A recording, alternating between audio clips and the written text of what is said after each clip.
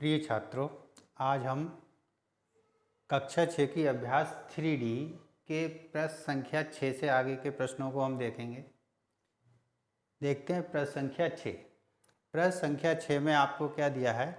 उत्तर के 4 विकल्पों में से सही उत्तर बताइए। यानी आपको एक प्रश्न दिया है और उसके ये 4 उत्तर दिए हुए हैं। इन 4 उत्तरों में से जो सही उत्तर है वो आपको बताना है कौन सा सही उत्तर है। आइए देखते हैं पहला खंड का में आपको दिया है 3 + 2 और आपको 7 से गुणा करानी है ब्रैकेट की। तो देखिए, अगर हमें हल करना होता, अगर हमें यहाँ पूर्णांक में उत्तर दिए होते तो हम सीधे सीधे क्या करते? 3 + 2 गुणा 7, 3 + 2 5, 5 7 35। इस तरीके से हमें कुछ उत्तर मिल जाता। लेकिन अब यहाँ पर देखिए, इस तरीके से उन्हें विस्तार से उत्तर दिया हुआ है, यानी हमें इसका विस्तार करना है। तो विस्तार हमने क्या पढ़ा था? a + b गुणा c या a गुणा b + c, ये बातें हमने पढ़ी हुई हैं। यानी वितरण नियम। दाईं तरफ से अगर हमें गुणा करानी है तो क्या होगा? ac, a की गुणा c से ac प्लस b की गुणा c से bc, ये आ जाएगा। बाईं तरफ से गुणा करानी है तो a की b से गुणा हो जाएगी ab और a की c से गुणा हो जाएगी ac। इस तरीके से इसका विस्तार होगा। तो हम यहाँ से 7 की गुणा कराते हैं इधर, 7 की गुणा 3 से, यानी 3 गुणा 7 प्लस का चिन्ह 2 गुणा 7, ये हमारा विस्तार निकल के आया। देखते हैं कौन सा हमारा विकल्प सही है। तो देखें, यहाँ पर 3 गुणा 7 ही नहीं है, 3 गुणा 7 है प्लस 2 है, लेकिन बाद में गुणा 7 नहीं है, यानी दूसरा विकल्प भी सही नहीं है। यहाँ क्या है? 3 गुणा 7 प्लस 2 गुणा 7, यानी पूरा का पूरा जो विस्तार हमारा आया है वही इस आंसर में दिया है। अर्थात इसका जो तृतीय विकल्प है ये सही है। ठीक इसी तरीके से खंड खा में 3 - 2 गुणा 6, 3 - 2 गुणा 6, इसका हम विस्तार करते हैं। 3 - 2 गुणा 6 का, तो 6 की गुणा हमें 3 से करानी होगी, यानी 3 गुणा 6 माइनस का चिन्ह फिर 2 गुणा 6, इस तरीके से। और यदि हल करना है तो आगे भी हम हल कर सकते हैं। 3 × 6 = 18 माइनस 6 दूनी 12। ठीक है, वो आगे की चीज़ें, लेकिन हमें यहीं तक देखना है कौन सा उत्तर सही है। पहला विकल्प देखिए, 3 गुणा 6 माइनस 2 गुणा 6, 3 गुणा 6 माइनस 2 गुणा 6, यानी कि हमारा पहला ही विकल्प उत्तर के रूप में सही हो रहा है। तो यही आंसर हमारा सही है। आगे के विकल्पों में नहीं देखेंगे क्योंकि एक ही विकल्प इनों में सही है। गा में क्या दिया हुआ है? -8 गुणा -5, -8 गुणा -5, इसका मान बताना है। तो ये तो बहुत ही सरल है। पहले हम चिन्हों की गुणा करा लें। माइनस और माइनस समान चिन्ह है, यानी गुणनफल क्या आ जाएगा? प्लस। और 8 और 5 की गुणा, 8 × 5 = 40। तो यहाँ पर हमारा जो ऑप्शन है ये है -40, हमारा आ रहा है +40। ये हमें 40 दिया हुआ है, चिन्ह नहीं है, अर्थात यहाँ प्लस ही होगा। और इनमें से कोई सही नहीं है, यानी कि हमारा द्वितीय जो विकल्प है वो ठीक है। तो ये द्वितीय विकल्प हमारा सही आ गया। ठीक। घ प्रश्न देखें, 3 ऋणात्मक पूर्णांकों के गुणनफल में, कोई 3 ऋणात्मक हम पूर्णांक लेते हैं, उनके गुणनफल में एक धनात्मक पूर्णांक से गुणा करने पर गुणनफल का चिन्ह क्या होगा? देखिए, हमसे चिन्ह की बात की गई है तो हम चिन्हों की ही गुणा देख लेते हैं। 3 ऋणात्मक पूर्णांक हैं, यानी उन तीनों के जो चिन्ह हैं वो क्या होंगे? ऋणात्मक। और इन तीनों की गुणा करने के बाद जो आएगा उसे हम प्लस धनात्मक संख्या से गुणा करा देंगे। तो देखें, माइनस और माइनस की गुणा क्या हो गई? समान चिन्ह हो गए, प्लस। और इस माइनस और इस प्लस की गुणा क्या हो गई? असमान चिन्ह हो गए, तो असमान चिन्हों की गुणा माइनस। ठीक है, अब ये प्लस और माइनस असमान चिन्ह आ गए, अब इन असमान चिन्हों की गुणा क्या हो गई? माइनस। इस तरीके से आप बता सकते हैं कि 3 ऋणात्मक पूर्णांक और एक धनात्मक पूर्णांक की गुणा ऋणात्मक आएगी, यानी आपका विकल्प नंबर एक तो धनात्मक दिया है, ना तो धनात्मक और ना ऋणात्मक, तीसरा ऋणात्मक, यानी कि तीसरा विकल्प सही होगा। या फिर आप ऐसा करके इसमें देख सकते हैं, -1 ले लो, -2 ले लो, -3 ले लो, इनकी पहले गुणा करा लो, क्योंकि उसने कहा है 3 ऋणात्मक पूर्णांकों के गुणनफल में।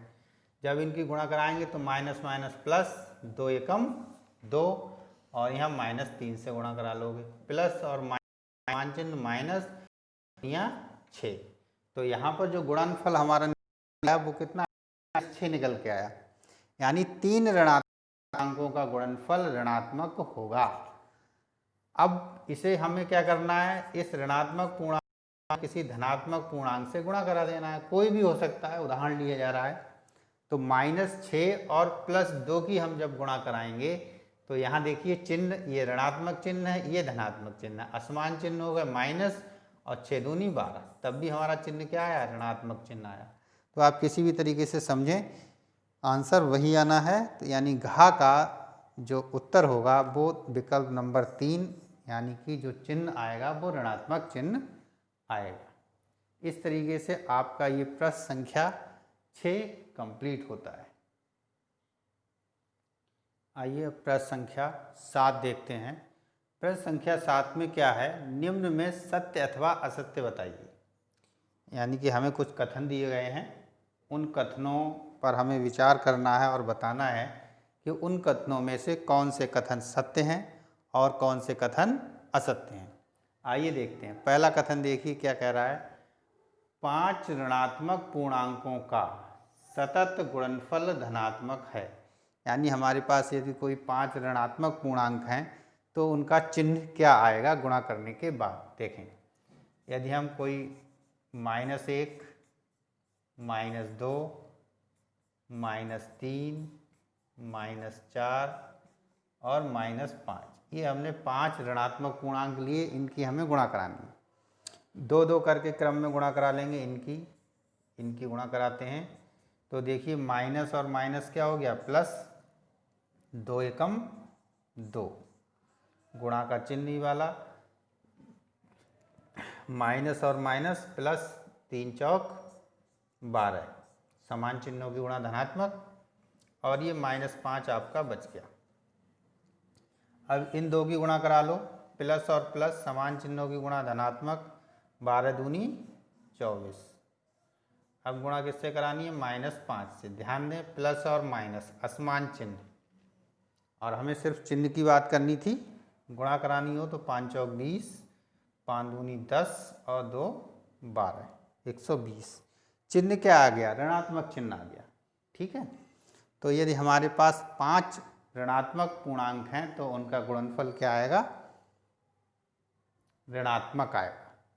या आप ऐसे देख ले सकते हैं, 2-2 के पेयर बना लीजिए, शॉर्टकट तरीका, और जो बच जाए, आपको कितनी भी संख्याएं दी हुई हैं, आप 2-2 के जोड़े बना लें, और जो अंक बच जाए हमारे पास, वही चिन्ह, उसी का जो चिन्ह होगा वही हमारा उत्तर आएगा। यदि सारी ऋणात्मक संख्याएं हमें दी हुई हैं तो अगर एक भी नहीं बचा हमारे पास, ठीक, सपोज दैट 4 होते तो ये नहीं बचता, जोड़े पूरे हो गए, यानी कि इसका जो उत्तर आएगा वो धनात्मक आएगा।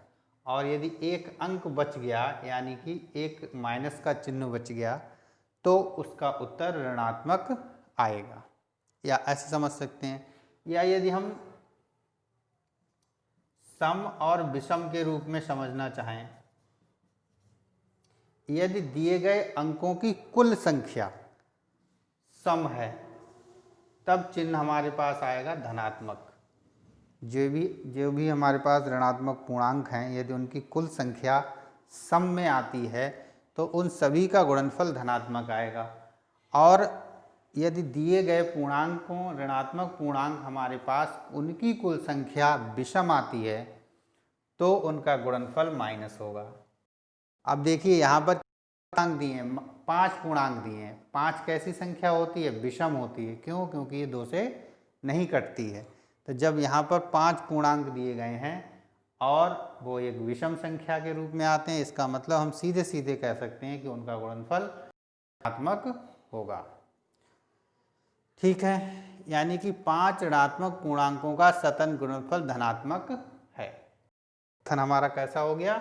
ये कथन हो गया असत्य, क्योंकि क्या होता है? ऋणात्मक होता है। ठीक, अगला कथन देखें। 2 ऋणात्मक पूर्णांकों का गुणनफल धनात्मक है। तो सीधी बात है, 2 ऋणात्मक पूर्णांक हैं, समान चिन्ह गुणा करोगे तो क्या आएगा? धनात्मक आएगा। ये कथन कैसा है? सत्य है। 2 पूर्णांकों में यदि केवल एक ऋणात्मक है तो उनका गुणनफल ऋणात्मक होता है। 2 पूर्णांक हैं, उनमें केवल एक ऋणात्मक है तो दूसरा धनात्मक होगा। असमान चिन्ह हो गए, इनकी गुणा कराएंगे तो क्या आएगा? ऋणात्मक आएगा। तो इनका कथन में क्या दिया हुआ है? 2 पूर्णांकों में यदि केवल एक ऋणात्मक है तो उनका गुणनफल ऋणात्मक होता है। हमारे हिसाब से भी क्या होता है? ऋणात्मक होता है। यानी हम इसे क्या कहेंगे? ये कथन हमारा सत्य है। -17 का विपरीत +17 है, प्रतिलोम। तो -17 में -1 की गुणा करा लें तो क्या मिल जाएगा? +17। यानी कि +17 का विपरीत -17 और -17 का विपरीत +17। तो ये भी कथन सत्य हो गया आपका। 5वें प्रश्न में कह रहा है किसी पूर्णांक का विपरीत ज्ञात करने के लिए उसमें शून्य से गुणा करते हैं। और अभी हमने क्या किया? किससे गुणा करते हैं? -1 से गुणा करते हैं। यानी दिया गया कथन कैसा है? असत्य है। देखिए, अगर आपने पूरे चैप्टर को क्रम से पढ़ा हुआ है तो आपको अभ्यास करते हुए ज़्यादा समस्याएं नहीं आएंगी। इसलिए सारी वीडियोस को क्रम से देखें। जो भी लेक्चर्स हैं, अभ्यास के जो प्रश्न हैं, उन्हें क्रम से पढ़ें तो आपको ये हल करने में दिक्कत नहीं होगी। 1 से किसी पूर्णांक में गुणा करने पर गुणनफल वही पूर्णांक होता है। ये भी आपको बताया जा चुका है। कोई भी है आपके पास पूर्णांक, 5 में 1 की गुणा करेंगे तो 5 आएगा, 1000 में 1 की गुणा करेंगे तो 1000 आएगा, वही पूर्णांक रहता है। यानी कि ये कथन आपका सत्य है। ठीक है, तो यहाँ पर आपकी अभ्यास 3D कंप्लीट होती है। आगे के लेक्चर्स में हम आगे की बात करेंगे। आज के लिए इतना ही। अभ्यास को अच्छे से पढ़ें, हल करें, प्रैक्टिस करें। समस्याएं आएँ तो बताइए, हल करने की कोशिश करेंगे। धन्यवाद।